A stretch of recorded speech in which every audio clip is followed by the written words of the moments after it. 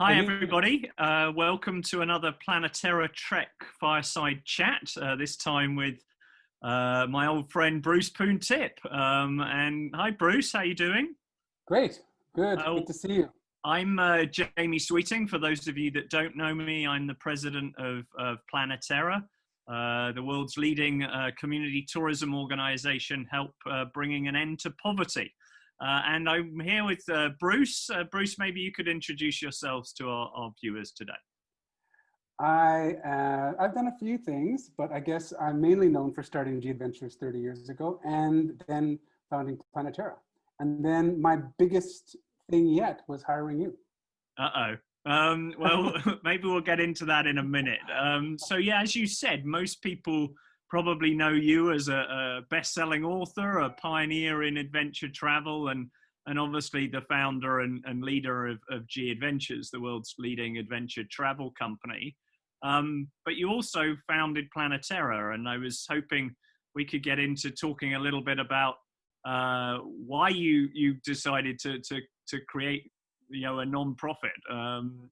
Obviously, I know a little bit of the story from the other side, but I'd love if you could share with our viewers.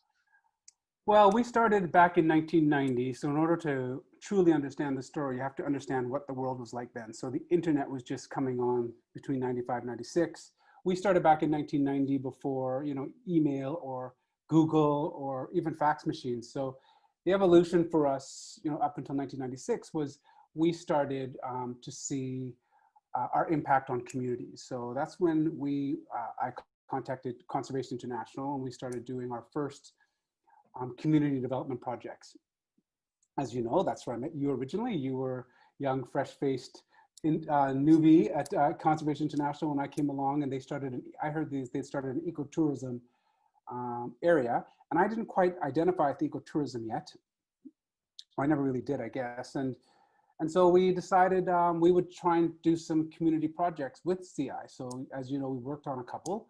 And that was the first, our first kind of foray into, I guess, the whole concept of wealth distribution, poverty alleviation, the idea of, the ideas of microloans, all of these kind of social enterprise didn't exist yet.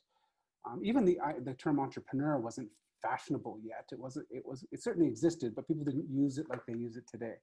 So you have to understand all that to understand how truly revolutionary it was by the time we started Planeterra in 2003, because we couldn't move as fast as we wanted to as a for-profit business.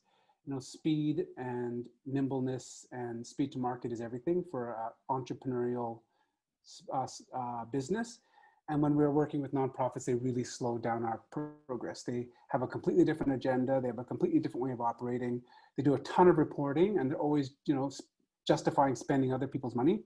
And we knew we could do things faster and more efficiently because we were built for that as an entrepreneurial company. So, I'm not criticizing nonprofits. It's just that, as we were growing as an entrepreneurial, innovative company and redefining kind of social enterprise when it was kind of emerging, as we grew, being nimble became of paramount importance to us. Because we wanted to still grow, but we wanted to still have the freedom and flexibility as a smaller kind of boutique or startup business. And so you start looking at what's weighing you down, and on the development side, we knew we could do things better, more efficiently, cheaper, faster, what businesses are set to do, and what businesses focus on. So that's why we started Planeterra. Long explanation, but where it came from. No, I do, definitely. But what a lot of people won't know is why it's called Planeterra. Well, Planeterra stands for planet Earth, but it started in 2003, and my daughter was born that year as well, and her name is Terra, T-E-R-R-A. We named her Terra, and then I was over the moon. It was my second daughter. You know how young parents are. It's such an amazing, incredible thing having this is my second child, just the wonderment of it all. And I was, in the clouds with my second daughter, so happy. And Planeterra just came up as planet Earth in Latin. And we were very lucky to have Terra come and actually intern with us before this whole COVID nightmare started. So, Oh, she so loved that. Yeah, it's she absolutely loved Planeterra's that. sort of become a family business almost, right? Yeah, a little bit. So tell me, I mean, a little bit, you've explained the background of the founding of the organization. What was the initial focus of the early years, if you will, of Planeterra's work?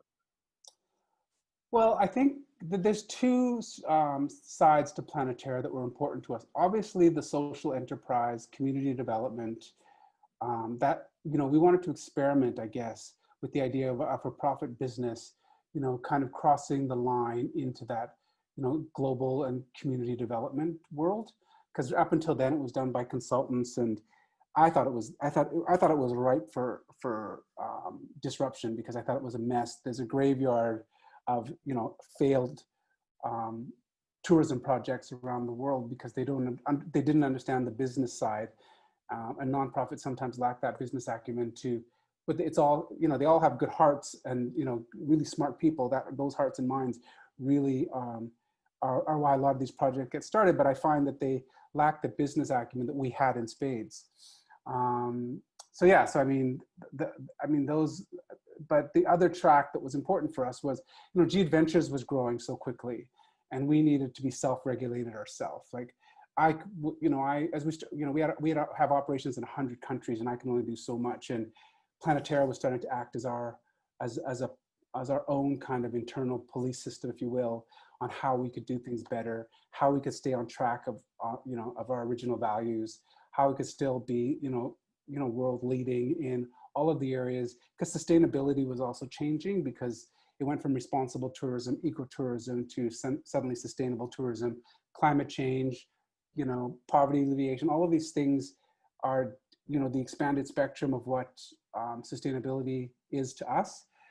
And Planeterra was going to be that defining moment for us that, not only did the work, but also acted for ourselves, and, regulating and looking how we could buy better, all the amazing projects that we've done over the years, Jamie, like, the Ripple Score, the animal welfare guidelines, the indigenous community guidelines, the child welfare guidelines.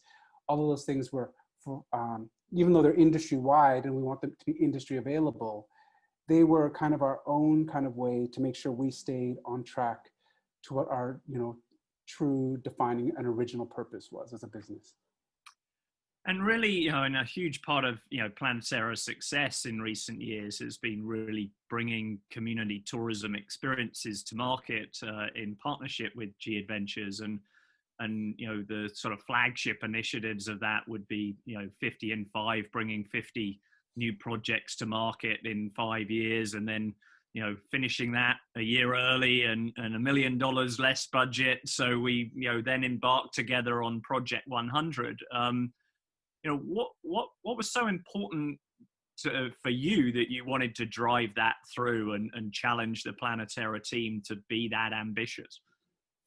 Well, I mean, again, there's always two sides to those decisions with us. It was the Planeterra side, because I knew, after 50 and 5, we obviously saw what you guys were capable of, what Planeterra was capable of, when we really stayed focused on and on core competencies. Because as you know, in the first 25 years of our existence, prior to 50 and 5, we'd have been involved in so many other projects that weren't related to necessarily social enterprise. We were involved in disaster relief, and we were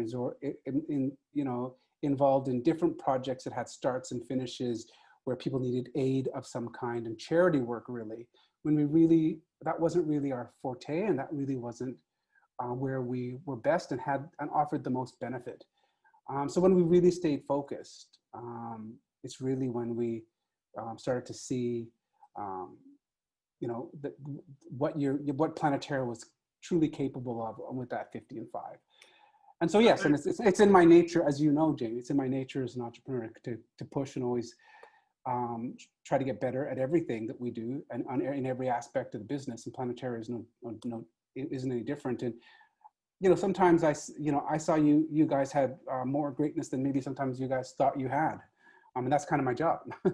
Yeah, I remember a conversation a number of years ago of you, and I always thought it was very ironic at the time that you were joking with me that you wanted Planeterra to be bigger than G Adventures, and I think the irony is that that COVID has really, caused us to really look outside of our relationship with G and look much broadly and the bigger, tourism industry as a whole. But rather than, I wanted to just touch on the more personal level. I mean, you and your family have been to a lot of Planeterra projects, and I wondered if you could just mention a couple that are particularly meaningful for you. So many great projects of ours. The Women's Weaving Co-op is always a big one for us. I only just went to that's in Peru, the Women's Weaving Co-op, which we stop on the way to Machu Picchu, where the women, it supports these women for employment for women, make all these textiles, and our customers come through and buy them. But the Power Restaurant too, which was an IDB project that we did. I only went to it last year actually for the first time, and that was amazing. I mean, there's so many that I love them all. And you've spent quite a bit of time in Sasani Nepal and India, right?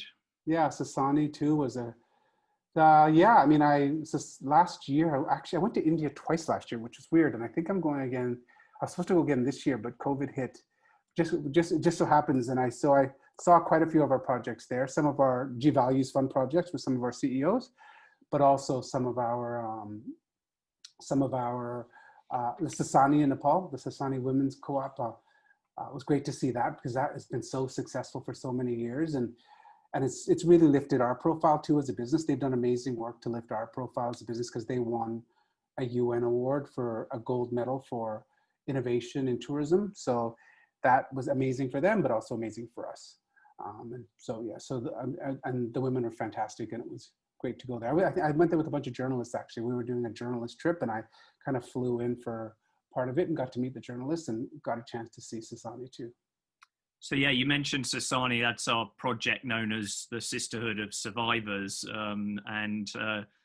As you know, we've got this trek challenge coming up, and a lot of travelers that go and actually do the physical trek get to go and visit Sasani on their way to the day before they head out to actually embark on the trek. And so I know you've set up a team page and are recruiting people to join Team Bruce. Yes. Tell me about your thoughts about. A little birdie told me that there might be a bit of a competition going on between you and your wife on who can do the best here. I think we were actually competing, but we might join forces now. I think we were competing for a bit, but I think that we share too many friends. We started fighting for friends. That friend's on my team. That friend's on my team. So I think we said, in order to for our sanity at home, we might end up. We haven't decided that fully, but we might be on the same team. We're going to decide that this weekend. We're meeting a bunch of friends this weekend that we're going to invite to join our team. Fantastic. Well, for those of you joining us that don't know, we're hosting a virtual trek to Everest Base Camp, which is a trek of some 85,000 steps, starting on September 1st, and all to raise money for Planeterra to help rebuild community tourism. And you can hit the link at the bottom of the screen, or go to planeterra.org to find out more about it. Maybe create your own team, join my team, Team Sweeting USA, or join Bruce's team. Bruce, just want to say a huge thank you to you for joining us today, and all of your support for Planeterra over the years. We really couldn't do what we do without you, so thank you very much.